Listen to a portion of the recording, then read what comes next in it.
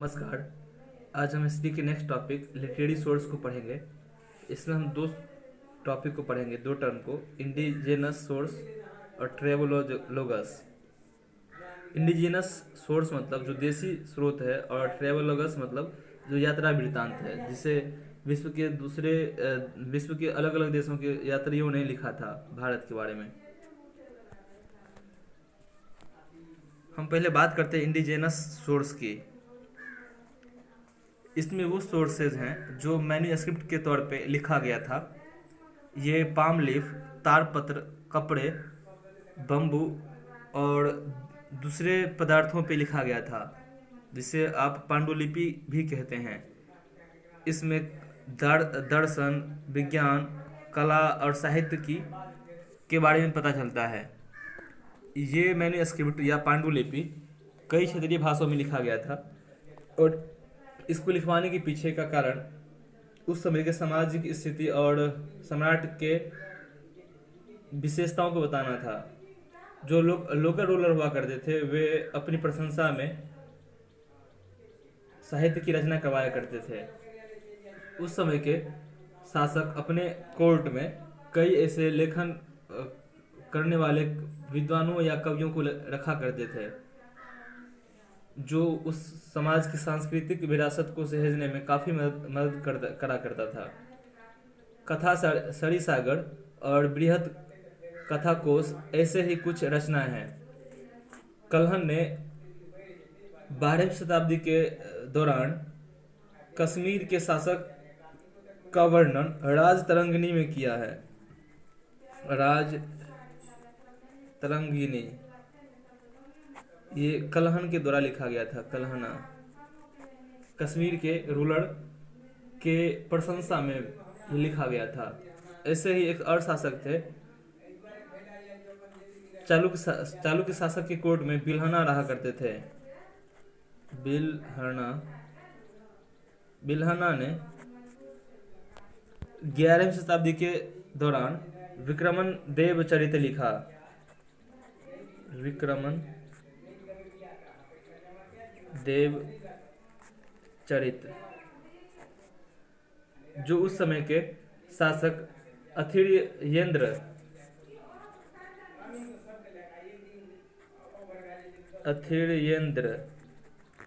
जो चोल शासक थे, इनकी प्रशंसा और इनकी उपलब्धियों का वर्णन विक्रमन देव चरित में लिखा गया है। 12वीं शताब्दी में एक और महान कवि हुए थे, साहित्यकार चंदबड़ दाई, जिन्होंने पृथ्वीराज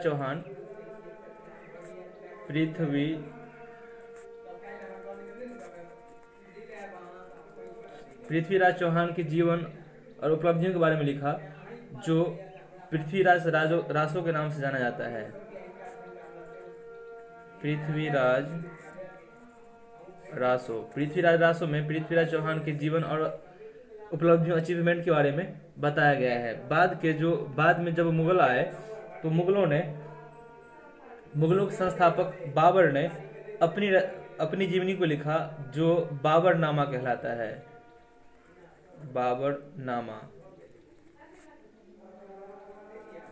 बाबरनामा को बाबर ने लिखा। इसी तरीके से अकबरनामा और आइन ए अकबरी को अबुल फजल ने लिखा, जो अकबर के दरबारी थे। अबुल फजल ने अकबरनामा और आइन ए अकबरी लिखा। शाहजहां के दरबार में अब्दुल हमीद लाहौरी रहा करते थे, उन्होंने बादशाहनामा लिखा। कई पर्शियन स्कॉलर भी आए उस समय में, जिनमें से एक बदूनी ने रामायण को पर्शियन लैंग्वेज में ट्रांसलेट किया। ये कुछ इंडिजिनस सोर्स था, जो लिटरेरी सोर्स के अंतर्गत आता है। इसका सेकेंड पॉइंट है फॉरेन सोर्स, जिसमें ट्रेवोलोगस आता है।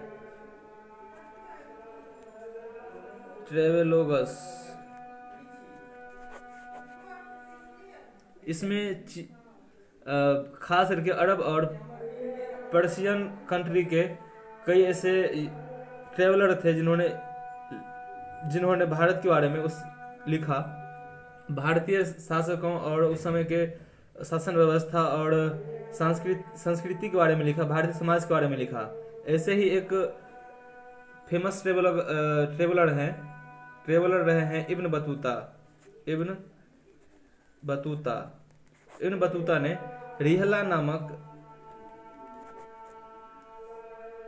रिहला को लिखा, जिसमें मोहम्मद बिन तुगलक के बारे में काफी जानकारी मिलता है। मोहम्मद बिन तुगलक दिल्ली सल्तनत के सुल्तान थे।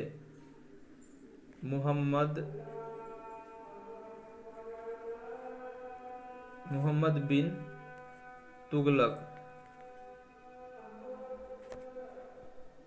एक अलबरूनी थे, जिन्होंने जो कि सेंट्रल एशिया से आए थे।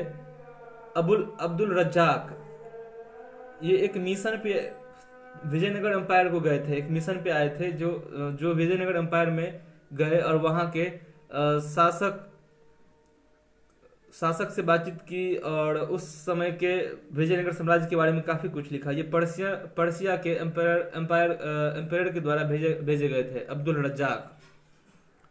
कई यूरोपियन ट्रेवलर्स भी आए, जिसमें Marco Polo, Nicolo Conti, Ralph Fitch, Niccolao Manucci, ये सब कुछ यूरोपीय ट्रेवलर्स थे। उस समय के लोग इटली, पुर्तगाल और इंग्लैंड से आया करते थे। इन्होंने कई राज्यों के बारे में काफ़ी कुछ लिखा और उनका कंट्रीब्यूशन इंडियन मिडाइवल हिस्ट्री को समझने में काफ़ी अहम है। काफ़ी महत्वपूर्ण तथ्य वे लोग दिए हैं इंडियन मिडाइवल हिस्ट्री को जानने के लिए। आज हमारा फर्स्ट चैप्टर यहीं ख़त्म होता है। हम नेक्स्ट चैप्टर को पढ़ेंगे। यहाँ तक में किसी कोई डाउट हो, कोई परेशानी हो तो बेशक आप बताएं। धन्यवाद।